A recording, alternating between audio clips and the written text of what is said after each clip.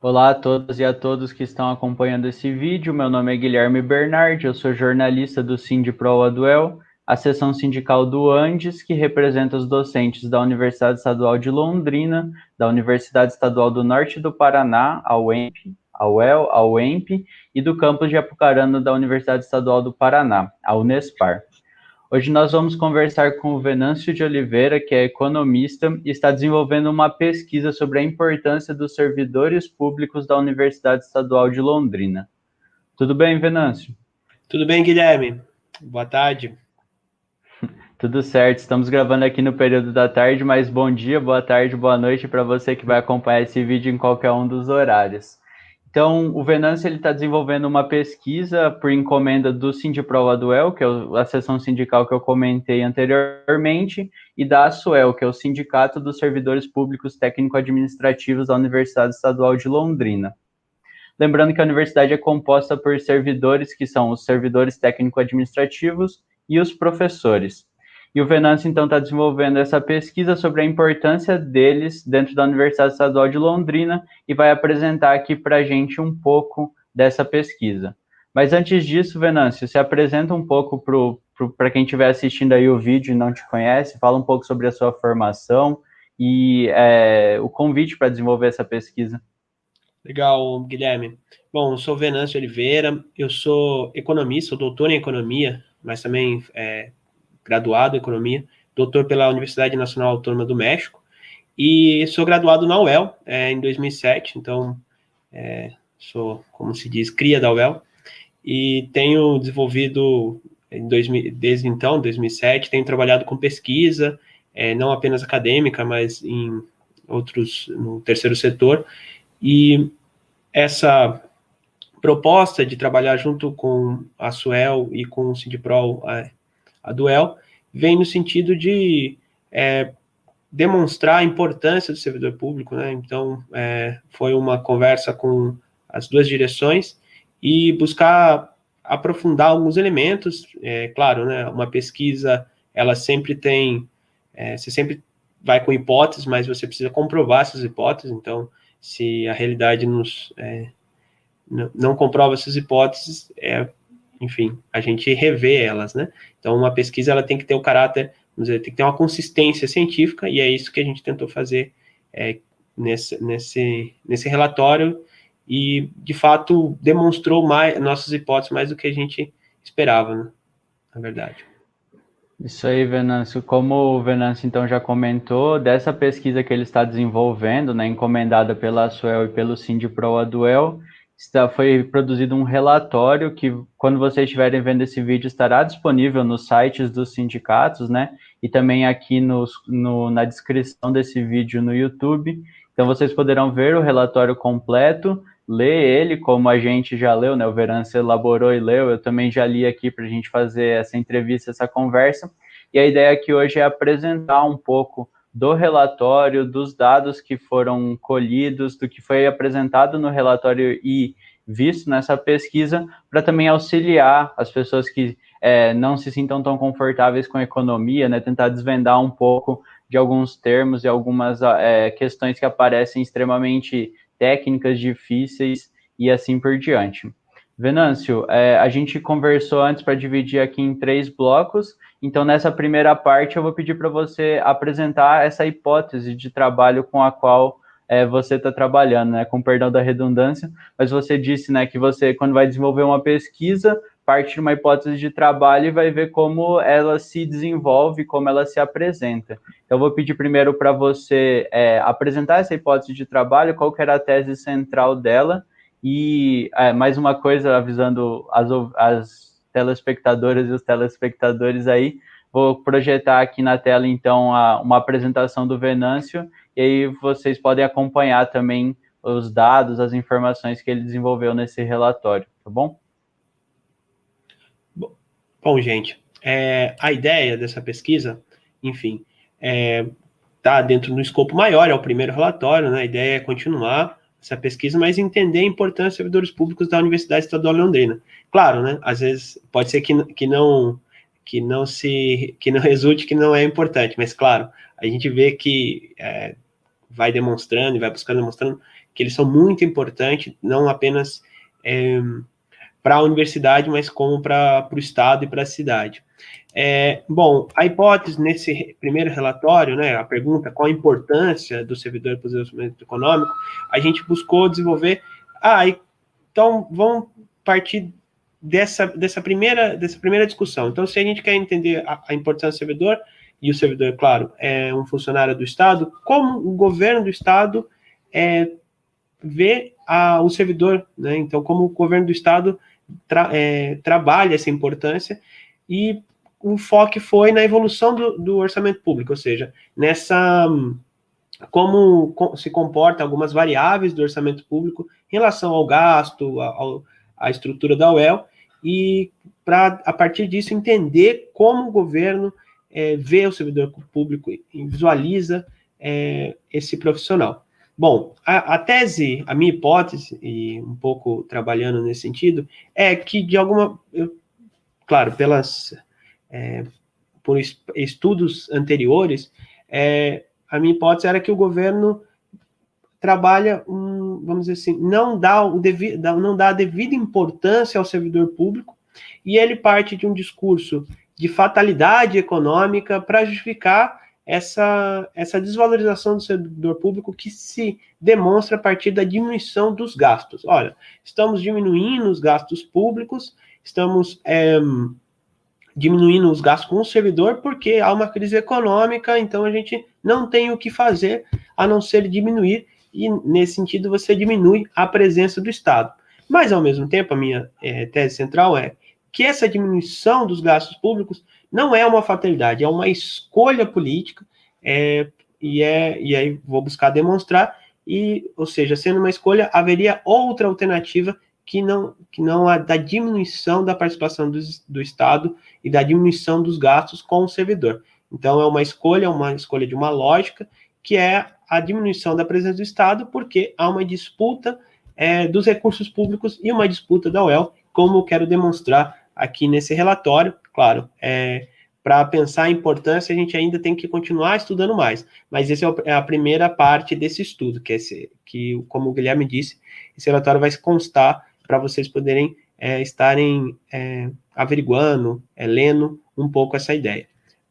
Bom, a partir ou seja, essa tese central, né, de crise fiscal e econômica do Paraná, aí eu trago duas grandes ideias, né? Do Tribunal, isso é uma frase do Tribunal de Contas do Estado do Paraná. Há uma imensa dificuldade para a atuação do gestor público em cenário de profunda recessão econômica, na qual, ao mesmo tempo que os recursos econômicos, ao mesmo tempo, os recursos estão escassos. É um trecho, né? E é um trecho da frase do governador do Ratinho Júnior. Existe o orçamento será respeitado. O que estamos construindo com os reitores é um modelo de gestão mais eficiente. Não pode um aluno da área pública custar o dobro da área privada. Tem que ter explicações sobre isso. O dinheiro é do povo e não do governador. Tem que ter transparência. Bom, eu estou demonstrando aqui, Guilherme, essas duas frases para exemplificar esse discurso de fatalidade, mas ao mesmo tempo que esse discurso de fatalidade, ele traz uma lógica subjacente de que quer comparar o setor público e o setor privado, demonstrando que o setor privado é ineficiente e o setor público deveria ir para uma eficiência maior, por isso que eles não aumentam os gastos, porque esses gastos são ineficientes. Bom, já entrando nos dados para demonstrar um pouco essa hipótese, aqui a gente pode ver, né, no primeiro gráfico, o orçamento fiscal do Paraná, ou seja, seria os gastos, o orçamento fiscal você tem uma projeção anual, que é por meio da LOA, da Lei Orçamentária Anual, e também você tem uma projeção, às vezes, de 4 anos, que é por meio do plano plurianual.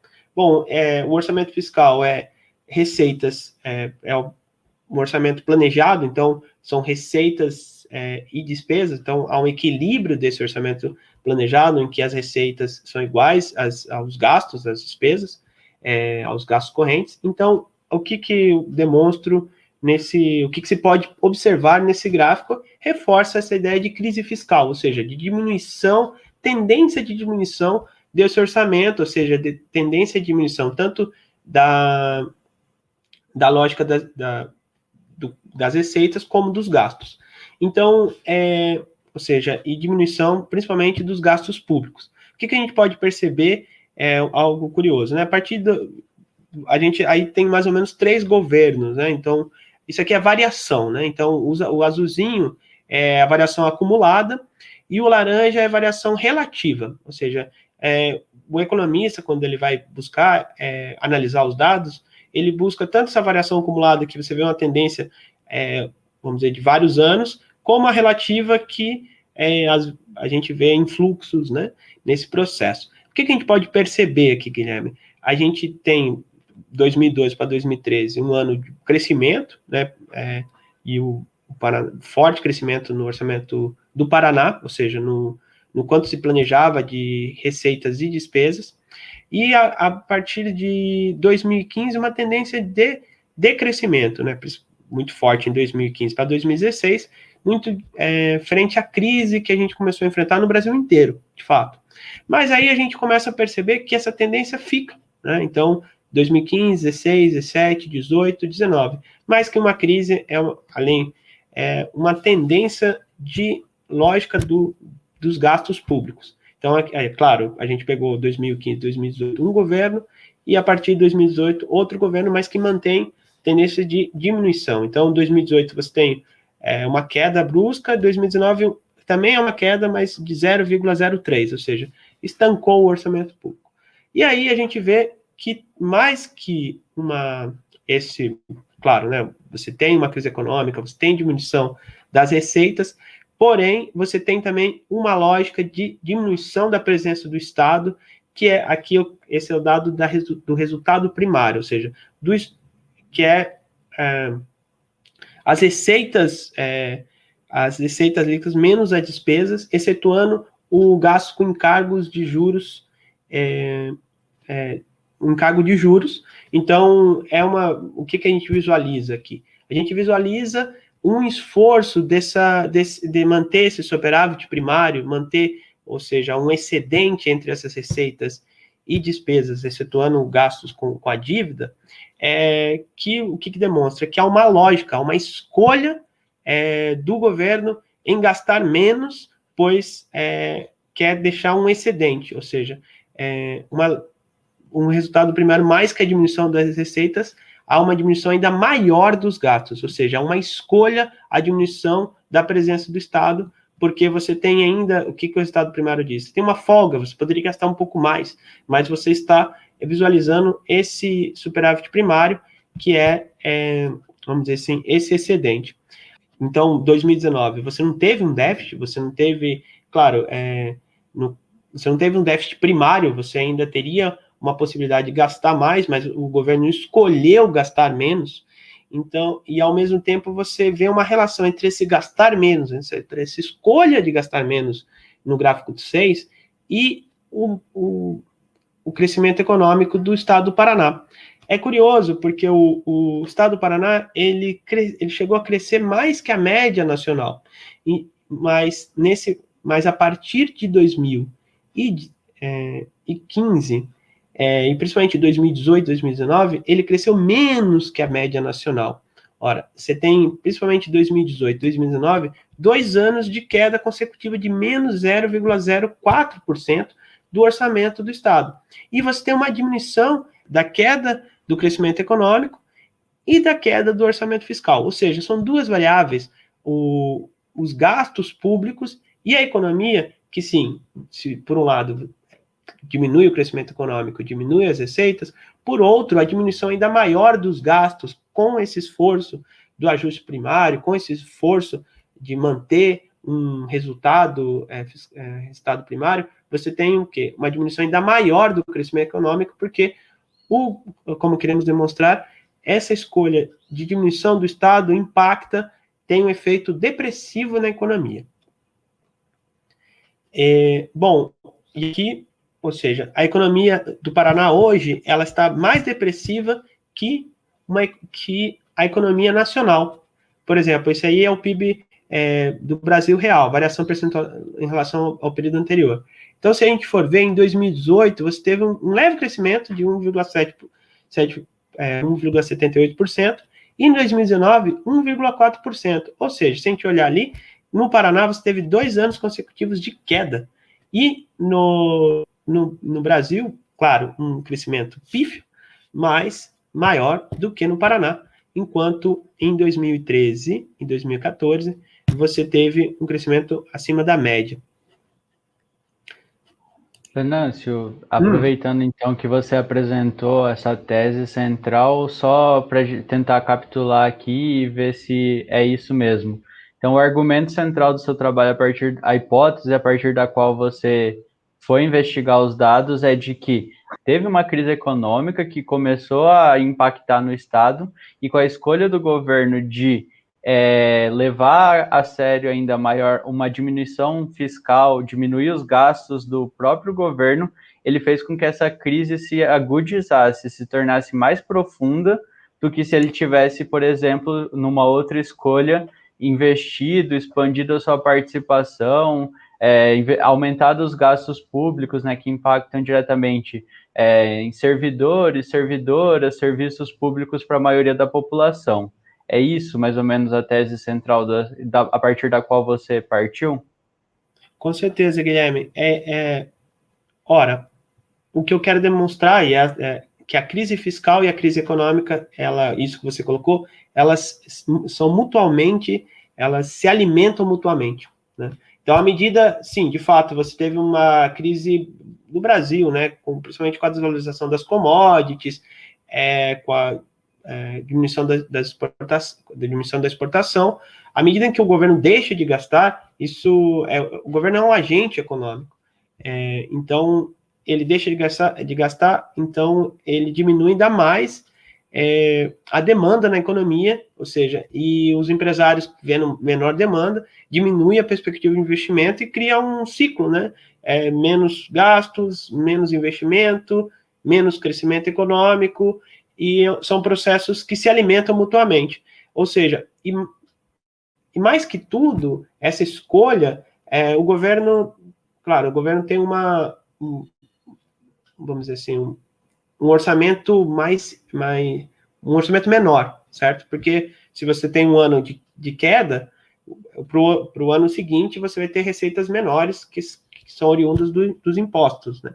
Porém, o que a gente percebe é que o governo ele tem uma tendência em diminuir ainda mais os gastos. Então, se você diminuiu, de fato, diminui as receitas, mas ele quer diminuir ainda mais os gastos, porque ele acha que é necessário manter esse excedente, esse superávit primário, porque tem essa lógica, vamos dizer assim, que os economistas falam de fiscalismo, como que o governo tem que mandar para os entes privados um sinal de que ele tem um equilíbrio orçamentário e que ele tem um esforço de poupança e por isso ele não vai aumentar os impostos, e aí, nesse sentido, os entes privados, né, vamos dizer assim, os empresários vão aumentar seus investimentos porque eles vão pensar, não vai ter aumento de imposto, então você tem superávit primário, e no ano seguinte vão aumentar o investimento. Isso não aconteceu. Essa tese se demonstra falha no Brasil e no caso do Paraná, que ainda é mais draconiano ainda, o governo do Ratinho Júnior, que muitas vezes, diferente talvez do nosso governo federal, que fala toda hora e, vamos dizer, se expõe mais, o Ratinho Júnior, nesse sentido, ele é um pouco mais, ele se evidencia menos, mas não deixa de ser um governo que é tão nefasto para a economia como o governo federal. Não, perfeito. Acho que daí a gente pode dar sequência, né, para ver como isso aparece principalmente para o foco do estudo, né, que são os servidores públicos da Universidade Estadual de Londrina. Só aproveitando, né, que nos boletins, nas notas do Sindipro-Duel, a gente sempre é destacada essa questão, né, como o Ratinho Júnior ele é um governo que segue uma lógica muito similar à lógica do governo federal, né, do Jair Bolsonaro e do Paulo Guedes. Mas aí acho que agora você pode apresentar para a gente um pouco desses dados e como essa lógica de desinvestimento do Estado deixar de gastar mais ainda e de ajudar na agudização na crise se tornar mais forte ainda, aparece dentro da universidade pública, né? No caso específico da Universidade Estadual de Londrina. Sim, com certeza, Guilherme. E o que, como eu vi nessa pergunta, qual a importância para o Estado? O servidor não é importante porque ele desvaloriza o servidor. Isso é muito ruim, né? Depois queremos demonstrar um pouco nas conclusões, mas isso é muito ruim para a população paranaense, porque o servidor público é aquele que garante, o funcionário da ponta que garante direitos. E no caso da UEL, é garantia do direito à educação, a saúde também, e a ciência e tecnologia. Bom, e a gente percebe essa lógica, essa visão, essa escolha, vamos dizer, então a gente tem que sair desse discurso de fatalidade, que o governo está amarrado frente à economia, que o governo escolhe desvalorizar o servidor público. A gente vê nesse gráfico a evolução dos gastos reais com o ensino superior. Você tem uma tendência estrutural de redução, principalmente a partir de 2016, você tem uma recomposição salarial pela pressão dos servidores. Porém, a partir de 2016, você tem uma tendência de queda brusca, ou seja, uma tendência forte de desvalorização dos gastos dos gastos, isso aqui são os gastos com ensino superior. Se a gente pensar, houve, principalmente em 2018, 2019, houve uma queda de 9% dos gastos com ensino superior. Mas também a gente fala, e aí eu quero mostrar mesmo que é uma lógica, que mais do que uma fatalidade, a gente vê esse dado que são as despesas liquidadas, ou seja, são as despesas que foram efetivamente cumpridas, não necessariamente pagas, que você tem despesas empenhadas, liquidadas e pagas. Você tem esse dado, despesas liquidadas com proporção das receitas arrecadadas. Ou seja, em 2016, esse dado era de 5%, em 2019 passou a 4,15%. Ou seja, no montante de receitas que você arrecada, você escolhe gastar menos com o ensino superior, gastar menos com a universidade. Então, no caso, isso demonstra um pouco essa lógica que eu venho falando, mais do que uma fatalidade eles escolheram, eles não querem gastar com universidade, eles não querem. Também vocês podem verificar no relatório, também tem gastos com educação, também se gasta menos com educação. É curioso, porque quando a gente entra em período eleitoral, todos falam, quero gastar mais com educação, a UEL é uma das universidades mais valorizadas, todo mundo tem muito orgulho da UEL, mas quando chega, efetivamente se gasta menos e se tem uma ideia de que se desvaloriza o servidor e a universidade. Bom, aqui a gente vê a evolução dos gastos com o pessoal em cargos sociais da UEL. Então, aí a tendência é ainda mais negativa do que a anterior. A gente percebe, principalmente, uma caída, você tem uma recomposição em 2016, como vocês viram, e uma recomposição, só que essa recomposição é maior para o gasto com contratação de funcionários por tempo determinado. Aqui a gente tem um incremento de 25%, ou seja, você tem uma luta dos servidores, você tem uma recomposição salarial, isso demanda um maior gasto, só que o que o governo faz, ele faz uma contratação, ele aumenta os gastos com contratação por tempo determinado, ou seja, ele não faz novos concursos públicos, o que demonstra que mesmo quando ele aumenta os gastos, ele ainda não está preocupado com a estabilidade do servidor porque a gente percebe, né, os professores contratados por tempo determinado deveriam ser um caráter provisório, se torna cada vez mais um caráter permanente, prejudicando muitas áreas do ensino. Bom, aí, só que a partir de 2016, a queda é contínua, e principalmente na contratação, nos gastos com contratação por tempo determinado, ou seja, você mostra que quanto mais você utiliza essa versão de contrato, essa relação laboral que é instável, você, em tempo de crise, é onde você consegue gastar menos, ou seja, você não renova, porque é 1, 2 anos, então, demonstrando que quanto mais você tem essa modalidade de contrato, mais você não protege os direitos do servidor. Aí você vê também, claro, uma queda do gasto em geral, né, o azulzinho, e uma queda com vencimentos e vantagens fixas também. Em 2020, você teve uma queda de gastos de 25% para contratação de tempo determinado e 23% com vencimentos e vantagens fixas. Ou seja, uma queda muito alta, muito brusca, e uma desvalorização do servidor muito alta.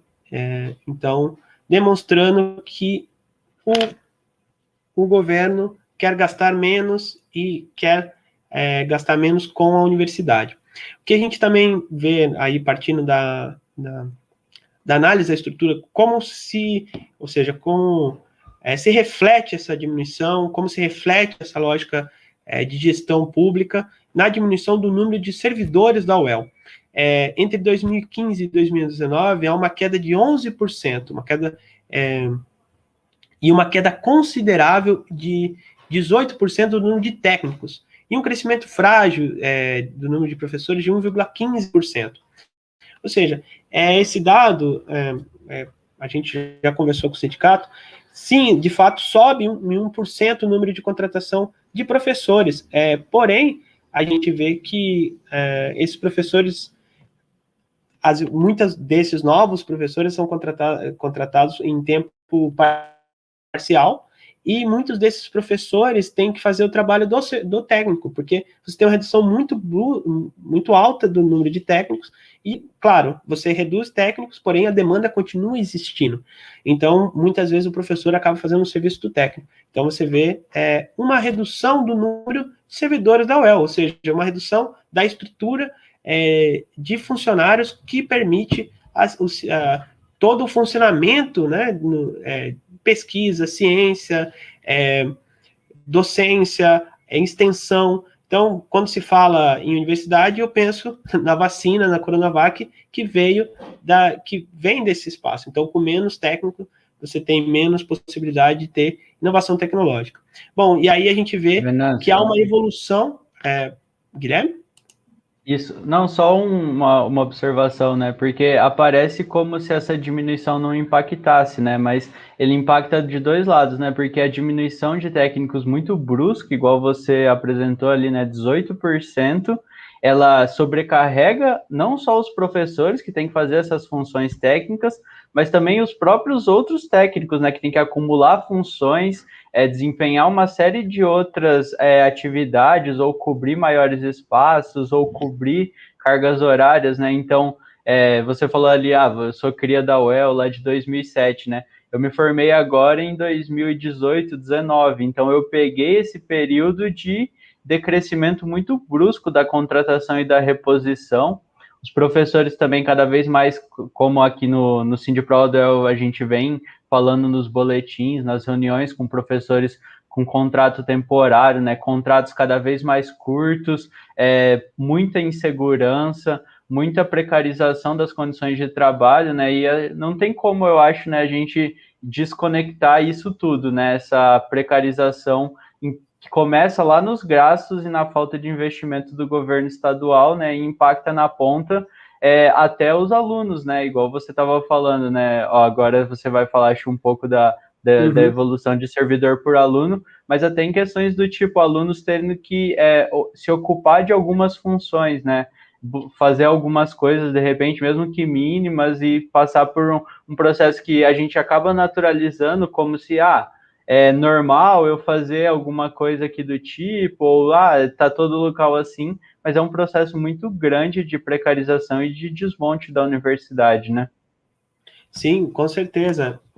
O que a gente quer demonstrar é que quando se fala em orçamento público, às vezes a gente, até quando a gente está vendo o jornal, o pessoal passa, né? Porque muita gente, como você mesmo disse, né? As pessoas têm dificuldade com essa discussão econômica, mas o orçamento público, a diminuição do orçamento público se expressa assim, se expressa em diminuição da oferta do ensino público de qualidade, mas na totalidade desse ensino público de qualidade, e o que o aluno vai ter? Vai ter menos professor em sala. Não, e o que e aí, isso até a continuidade da pesquisa, o que as pessoas, o que impacta na vida das pessoas que não estão na UEL? Não, você vai ter a Universidade de Londrina é um patrimônio, então você vai ter uma universidade que faz menos pesquisa, porque o professor vai estar sobrecarregado, ele vai poder desenvolver menos outras atividades, porque ele vai ter que tirar xerox, isso tudo impacta no cotidiano dos professores, e muitos deles adoecem por essa carga de trabalho excessiva. Então, se você perceber, em 2000, nesse caso, né, em 2015 havia 5 alunos para cada servidor, em 2019 passou a ter 7 alunos por servidor, ou seja, tem mais alunos, um servidor tem que trabalhar com mais, então ele tem uma carga horária, um carga de trabalho maior, ou seja, 2 alunos por servidor, mas isso tem um impacto estrutural muito forte ao longo dos anos, e como a gente percebe, há uma tendência de diminuição ainda maior. Então, como estará o UEL daqui 3 anos? Se não parar, se não interromper essa tendência de diminuição de gasto, diminuição do servidor e aumento da exploração do professor e do técnico, ou seja, que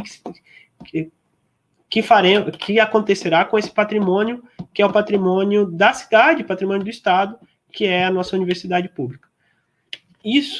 Essa lógica, ou seja, onde a gente vai com a UEL, o que a gente quer com o nosso patrimônio, a gente pega, então, você tem uma escolha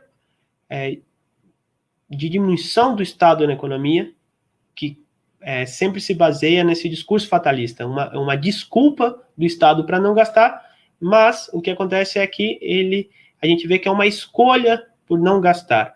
Mas ele tenta justificar essa escolha por não gastar numa ideia privatista, uma orientação privatista dessa escolha. A gente não está gastando mais porque o Estado está inchado, porque é ineficiente. Então, já resgatando um pouco o que disse o Ratinho Júnior. Não, mas não é possível que o custo da universidade privada seja maior que a universidade pública. Bom, então a gente precisa colocar claro as coisas aqui, e nesse sentido esse estudo, deixar claro qual a política por trás dessa ideologia do governo do Ratinho Júnior. Não é uma fatalidade, e sim uma escolha política, pois vem conjugada com leis que buscam retirar a autonomia da universidade e congelar o investimento, atrelando seu crescimento à variação de receita, o que, no fundo, como queremos demonstrar, está relacionado a uma lógica privatista. Exemplo, a LGU, que é uma medida muito draconiana, que não é apenas, como eles querem dizer, queremos uma universidade mais transparente, uma universidade... Então, além de ferir a autonomia da universidade, ela busca crescer os gastos, ou seja, atrela o crescimento dos gastos com a universidade, com o servidor, que vem estancado, a uma variação das receitas, ou seja, uma sobra das receitas. Então, se tiver um crescimento de sobra, porque, claro, a gente vê que o esforço maior é pagar dívida, e o esforço maior é o superávit primário, se sobrar um pouco, a gente gasta com vocês. Ou seja, você vai criando uma lógica depressiva dos gastos, porque essa receita nunca vai aumentar se o governo não investir na economia, porque a crise econômica está aí e não saímos dela. Bom, mas seguindo essa lógica, aí vem... pode falar, Guilherme. Não, só explicando, né? Às vezes alguém não lembre da sigla LGU, alguma coisa do tipo, né? Mas a LGU é a Lei Geral das Universidades, que é um projeto lá do superintendente da SET, o Aldo Bona. Tem bastante material no site do Sindipro-Aduel, né? Também vai estar ali no relatório as referências usadas, né? Um caderno a partir das análises de sindicatos do estado do Paraná acerca da LGU, né? Mas só para pincelar alguma coisa, acho deixar você continuar aí com a exposição, com a apresentação do relatório, mas é você trazer para dentro da universidade toda uma lógica técnica, mercadológica, de você aplicar uma série de critérios dentro da universidade de custos, gasto pessoal, né, sem levar em conta a própria natureza da universidade pública, né, que é mitigar desigualdades, aumentar a pesquisa, o desenvolvimento não só econômico, mas social também da região, né? Então, acho que o que ficaria para a gente, dentro disso que você está falando, é o que a gente ouve no dia a dia, nas entrevistas, na TV e tal, que tem que cortar gasto, tem que fazer ajuste fiscal, seria pensar, né, mas qual que é o interesse nosso, né, público, enquanto população do estado do Paraná? É uma universidade que participe, acredito eu, né, do desenvolvimento social, da mitigação de desigualdades, da inclusão social, coisas que a UEL tem como suas missões, né? Sim, com certeza, Guilherme. E essa lógica, reforçando isso que você falou, e a gente percebeu no discurso do Ratinho, veio esse relatório Roper, que foi encomendado pela FACIAP, né, pela Federação de Associações Comerciais e Empresariais do Estado do Paraná, que visava avaliar as condições mercadológicas do desempenho de qualidade e custos das instituições de ensino superior públicas do Estado do Paraná. Ou seja, por trás dessa ideia de que o Estado está inchado e que é necessário diminuir custos, há interesses.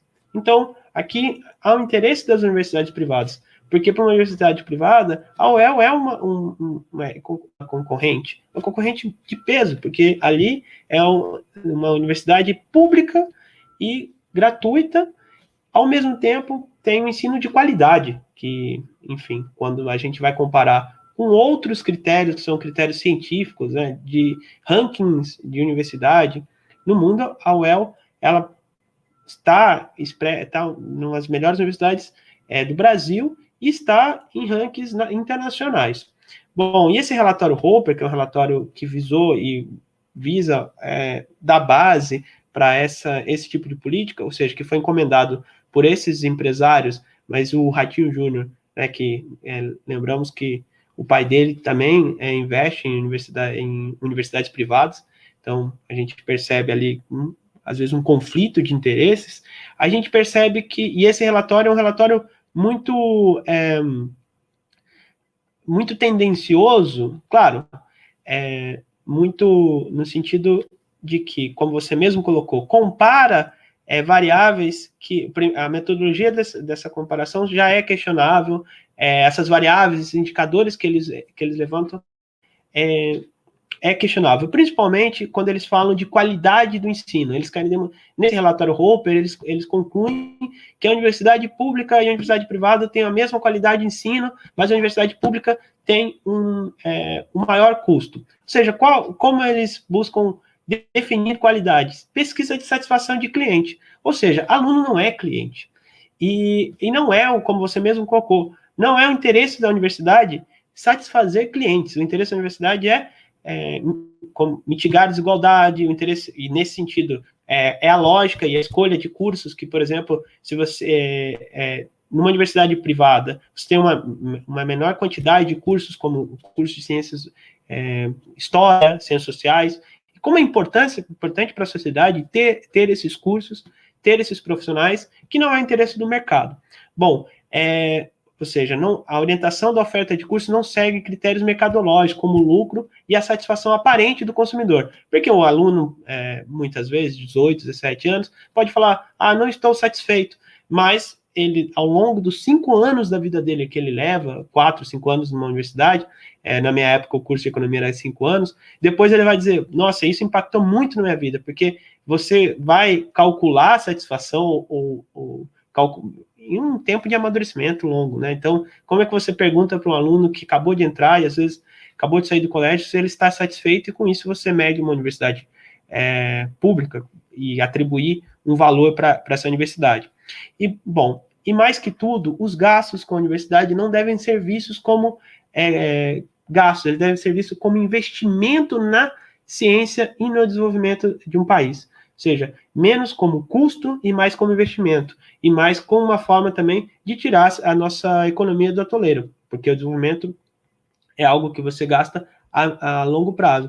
E quando você compara a universidade pública e privada, você não vê, e uma universidade privada não desenvolve pesquisa como a universidade pública. Então, por exemplo, você tem gastos com pesquisa em áreas como de biologia, de engenharia, que a universidade pública gasta muito mais que a universidade privada, e por isso você tem uma demanda muito maior. Por exemplo, questão de doutores, você tem muito mais doutores na universidade pública que na universidade privada, então você aumenta o gasto da folha de pagamento. Então você tem uma demanda muito maior de valores, porém, você tem um retorno muito maior na universidade pública que na universidade privada, porque a universidade pública tem a ver com os interesses sociais e pensa em interesse social, enquanto uma universidade privada ela só quer maximizar seu lucro.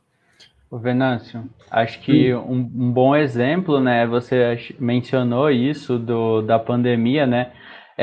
Sempre que saem esses dados sobre melhores universidades, pesquisa sendo desenvolvida no país, né? Invariavelmente, em todos eles, as pesquisas, as melhores resultados de pesquisa, desenvolvimentos que são feitos dentro do país são nas universidades públicas, né?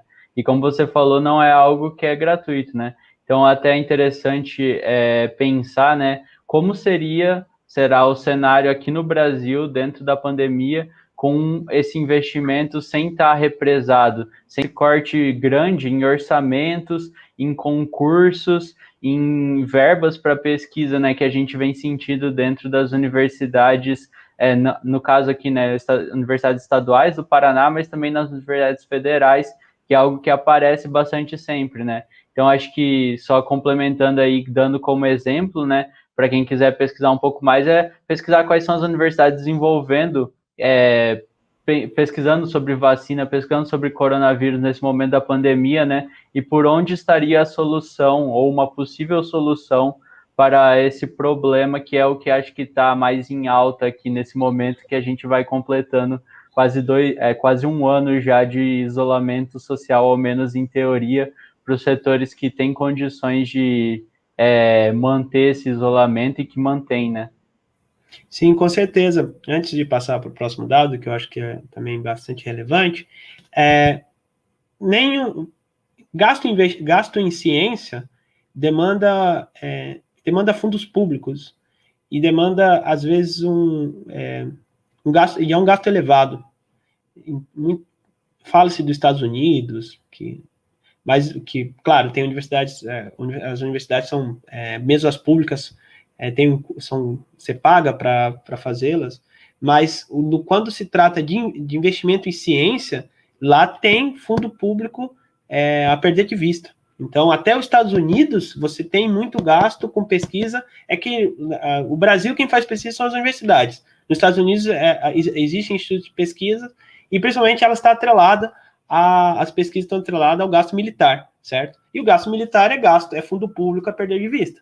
Então, os Estados Unidos não pratica esse liberalismo que às vezes ele prega aos países do terceiro mundo, porque se gasta muito e o Estado gasta muito, e lá eles não se preocupam com isso. Estão gastando porque eles sabem que isso é investimento a longo prazo, não é à toa que eles são o país imperialista que domina, e eles querem que nós apliquemos essa receita neoliberal, coisa que eles não aplicam, porque pesquisa, como a China faz também, por exemplo, e a Rússia, é gasto público e não é gasto privado.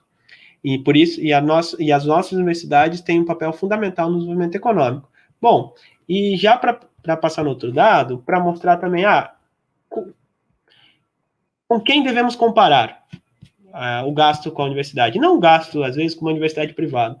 Mas, primeiro, aqui eu fiz uma comparação com outras universidades também de ponta. A USP está sempre entre as primeiras universidades na América Latina. Acho que você não tenho certeza, mas por anos foi a primeira universidade da América Latina. Então, com essas universidades que a UEL deve se comparar, e não com as universidades privadas. Mas também os gastos com o pessoal tem que ser comparado com os próprios, com outros entes do Estado, para a gente ver realmente, porque nunca se discute, por exemplo, o salário dos juízes, nunca se discute o gasto com os funcionários da Casa Civil, no caso do governador, o gasto com o salário do governador, e se discute o gasto com o salário do professor, o gasto com o salário do técnico. Então, o que a gente vê aqui é que o gasto, ou seja, o gasto com o pessoal em cargos por servidor da UEL é o menor quando a gente compara com esses outros, com a Unesp, com a USP, com a Unicamp, que são universidades ponta, e também menor que o gasto com TJ e Casa Civil. Enquanto você tem um gasto anual médio de R$ 96 mil 1.821, eu peguei o ano de 2020, você tem um gasto com o TJ, eu peguei 2019 que eu não consegui o gasto com o pessoal e servidores do TJ para 2020, mas isso aí é a título de exemplo, né? Você tem 281 mil por servidor, enquanto a Casa Civil é 275 mil por servidor. Então, a gente vê que, por exemplo, existe uma desigualdade salarial dentro do setor público, mas vamos dizer assim, essas categorias, elas às vezes têm muito mais poder de barganha que a categoria do servidor, da UEL, o professor, o técnico, que são servidores muito importantes para garantir esse direito à educação e à ciência e tecnologia. Bom, já para a gente ir finalizando nas conclusões, primeiro, eu acho que a gente precisa inverter a lógica de que o investimento público, ou seja, essa lógica do Estado, essa lógica do governo do Ratinho, não é a lógica que está beneficiando os paranaenses. Ou seja, essa lógica, a crise fiscal e a crise econômica se retroalimentam. Então, quanto mais o governo ter como escolha diminuição de gastos públicos e diminuição de gastos com direito, maior vai ser o prejuízo aos paranaenses, tanto em serviços piores, como numa crise econômica que ainda se mantém. Aqui, ou seja, é necessário entender os gastos como investimento público. O investimento público é fundamental para a retomada do crescimento econômico, mais que os investimentos privados. Trazendo uns elementos que demonstram ainda mais essa escolha do governo, porque o governo fala da onde vai sair o dinheiro. Então, aí eu trago esse dado que, para mim, é muito característica do governo, que são as renúncias fiscais. Ou seja, uma empresa ela necessariamente tem que pagar ICMS, IPVA, e o governo disse, não, eu vou, para algumas empresas, para alguns setores, ele faz, e claro, né, ele tem que demonstrar isso, ele deixa de cobrar esse imposto, ou seja, isso é uma renúncia fiscal. Então, ele deixa de cobrar ICMS de uma indústria X, porque ele acha que é importante para essa indústria, que ela vai necessariamente retomar o investimento se ele está pagando menos ICMS, então quer dizer que ele vai contratar mais, então às vezes E o que é mais curioso, Guilherme, é que eles não dizem para que empresas eles deram esse subsídio, ou seja, eles deixaram de cobrar os impostos. Então, isso aí é um pouco transparente do Estado. Mas aqui a gente vê que essas renúncias, com a ideia de que, se o governo se retira da economia, deixa de cobrar imposto, os empresários, esses grandes empresários, não está falando do pequeno empresário, está falando desses grandes capitalistas, eles vão investir na economia. O que se demonstrou nos outros dados que não acontece assim, eles não têm investido na economia. Ou seja, eles deixam de pagar esses impostos e o que eles fazem? Recuperam a margem de lucro. Então, a gente percebe um aumento das renúncias fiscais, principalmente a partir do governo do Ratinho Júnior. Em 2018, as renúncias fiscais foram de 129 milhões. Em 2019, foram de 1,4 bilhão de reais. É muito dinheiro e vamos dizer assim, de 100 milhões, da escala de 100 milhões para a escala de bilhão, é algo impressionante. Ao mesmo tempo, a gente percebe que eles projetam, ou seja, a projeção de 2019 era de 10,473 bilhões, mas foi bem menor. E o TCE até disse, isso de projetar um valor e ser muito menos também é um problema. Porque quando você projeta na LOA, você retira da possibilidade de gastar esse dinheiro. Então, isso acaba prejudicando a projeção de gastos, porque esses 9,6 bilhões poderiam ter sido gastos com a UEL, no caso, né? Então, não foi, ou com o ensino superior, porque é bastante dinheiro. Então, não foi. Então, projetar um valor elevado é um problema, é um tipo de pedalada fiscal. Bom, e a gente vê que a projeção continua alta, de 2021 para 2020, porque eles projetam trienalmente. Então, a projeção de 2021 a 2023 é de 37.221 bilhões, ou seja, é muito dinheiro. Então, a gente percebe desculpa, é 37 bilhões e 221 mil. É que a gente se perde em tantos números e tantos zeros. A gente percebe, pô, não há dinheiro, tem uma crise fiscal. Mas aí e esse dinheiro deveria vir da receita de impostos, o governo deixa de cobrar esses impostos, que é dever de um governo que busca redistribuir renda, pensar numa distribuição mais equitativa e pensar no crescimento econômico a partir de há muitos estudos de economistas que demonstram uma maior distribuição pode gerar um maior crescimento econômico. E o que não acontece, porque esse governo está visualizando muitas vezes interesses, claro, por meio desse discurso, não, vamos fazer renúncias fiscais, vai melhorar a economia. Muitas vezes ele está satisfazendo alguns interesses privados e não está preocupado com o interesse do povo paranaense. Bom, isso aqui também demonstra de onde poderia sair esse dinheiro. Isso é dívida ativa.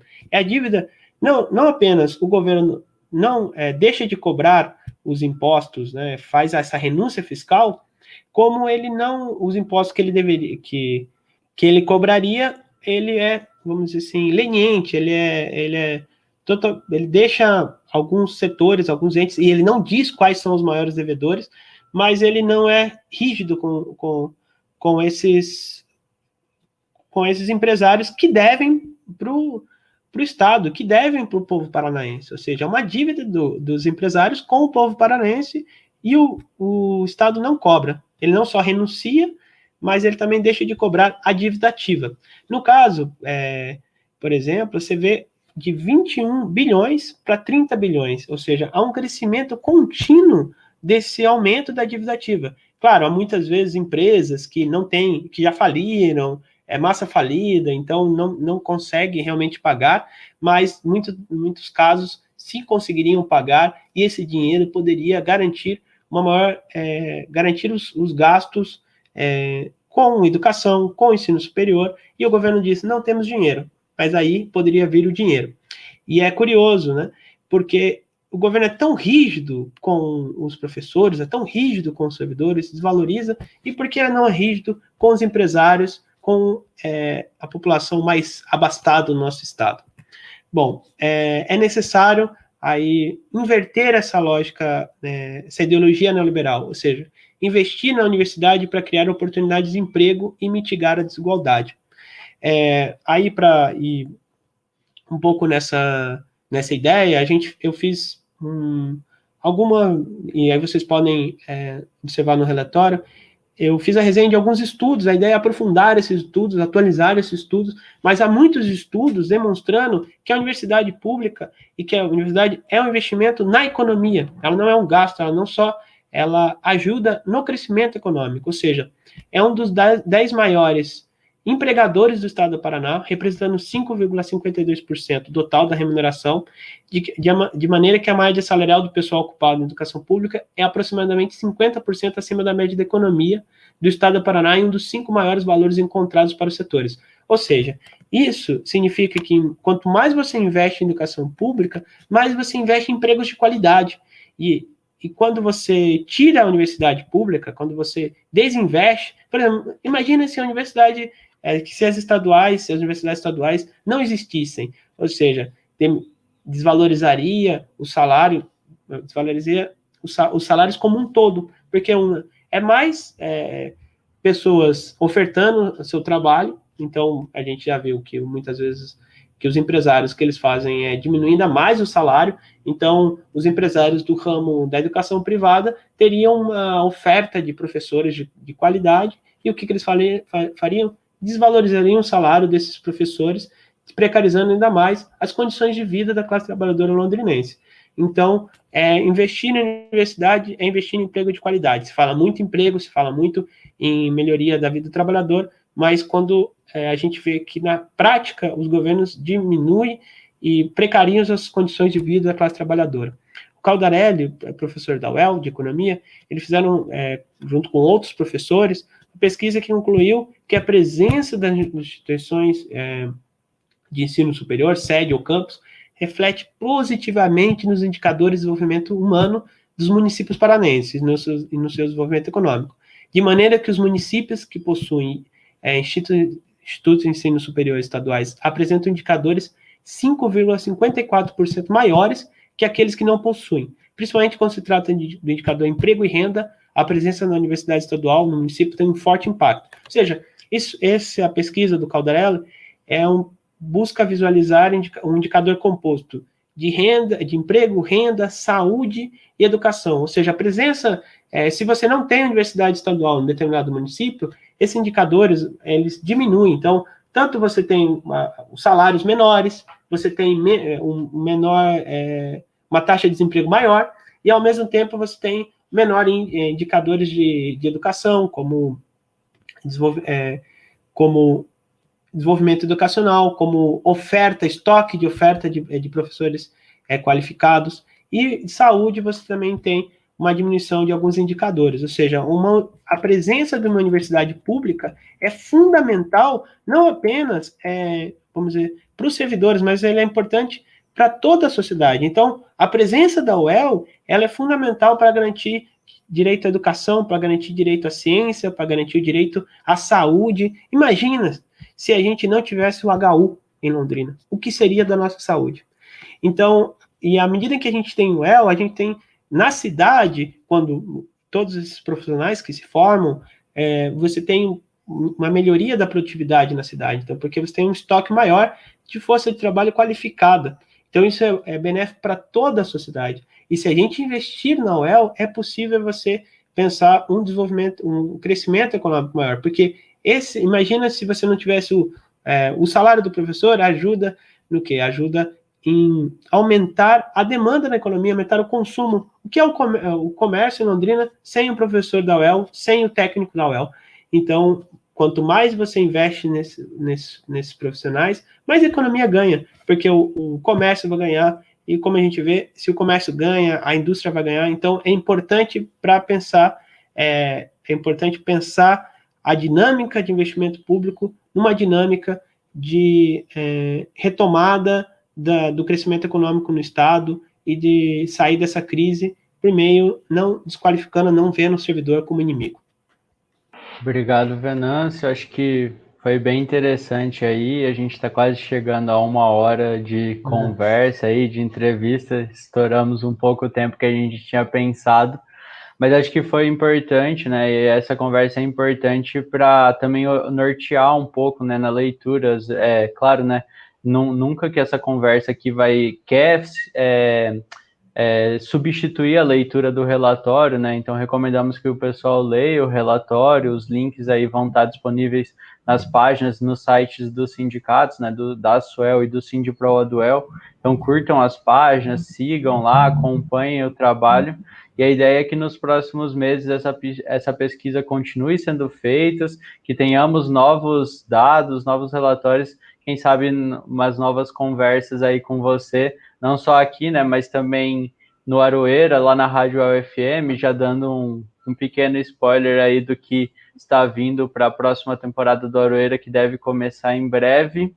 Mas queria agradecer de novo, Venâncio, pela sua disponibilidade de conversar aqui com a gente, parabenizar pela pesquisa e deixar o convite aberto aí para você também fazer uma fala final, alguma conclusão que você queira elaborar aqui agora, e também deixar o convite para voltar uma próxima vez para a gente dar sequência no debate da importância dos servidores públicos da Universidade Estadual de Londrina, que o que a gente percebe é que vivemos há anos, aí 5, 6 anos pelo menos, como a sua pesquisa mostrou, né, de uma constante precarização das condições de trabalho e de desmonte da universidade pública, né? Aí, com certeza, se for conversar com o pessoal, se a gente for mesmo conversar, eu e você, sobre a sua época de graduação, comparar com a minha, provavelmente já há muitas mudanças, né? E aí, se eu conversar agora com o pessoal que está entrando na universidade agora, 2, 3 anos depois que eu saí,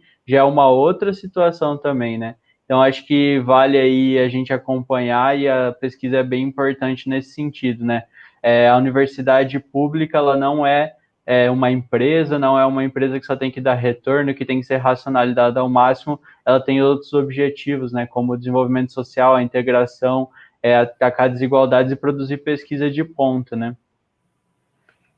Agradecer, Guilherme, o espaço, agradecer ao CIDPRO, à Duel, à Suel, pela oportunidade de estar realizando essa pesquisa, porque, claro, para mim, como cria da UEL, é importante a defesa dessa instituição. Então, como economista que estudou nessa universidade, retornar, vamos dizer assim, a Londrina, trazendo esses dados, investigando, demonstrando como é importante essa instituição para a cidade. Para mim é uma alegria estar desenvolvendo esse trabalho, de fato, porque, claro, há um reconhecimento dessa minha pesquisa de satisfação, se fosse, né, fazer.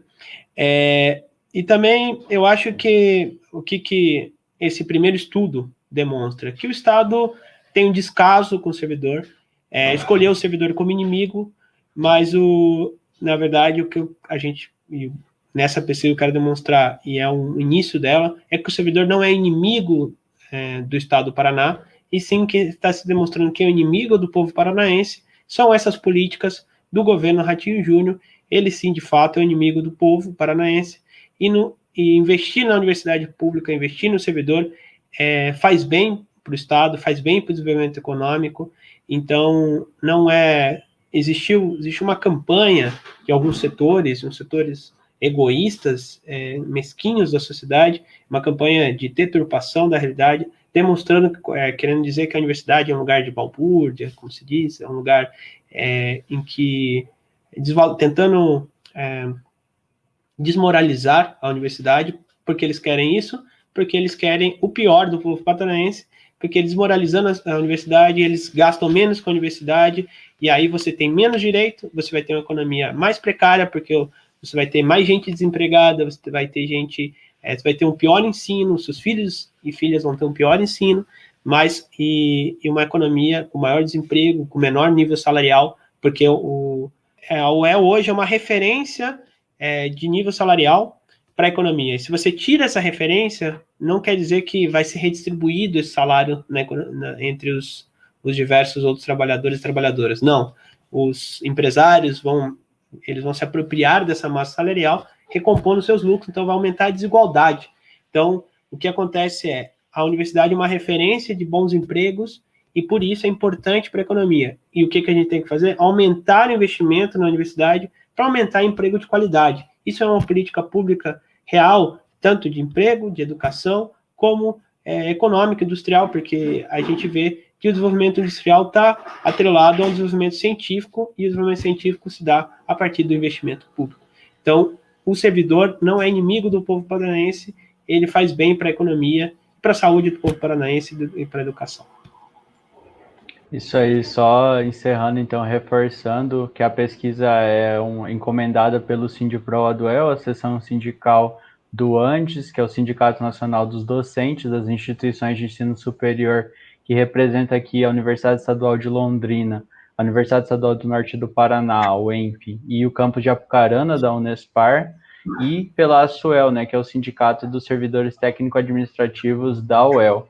Então, Venâncio, eu agradeço novamente, recomendo que o pessoal acompanhe as redes sociais, o site, vão estar aqui na descrição do vídeo, assim como um link para acessar o relatório completo, né? E também, claro, filiem seus sindicatos, participem dos sindicatos, que são eles que estão defendendo a pauta da classe trabalhadora, os direitos dos trabalhadores, condições de carreira, reposição salarial. A defasagem já está aí na casa dos quase 25%, vai chegar próximo aos 25% agora em maio, na data base. Então é importante essa luta, e esse é mais um dos momentos nos quais estamos tentando aí informar, politizar a categoria, e o trabalho do Venâncio é importante nesse sentido também, né? Fornecer a gente desses dados, dessas informações, e espero que voltemos a nos falar em breve.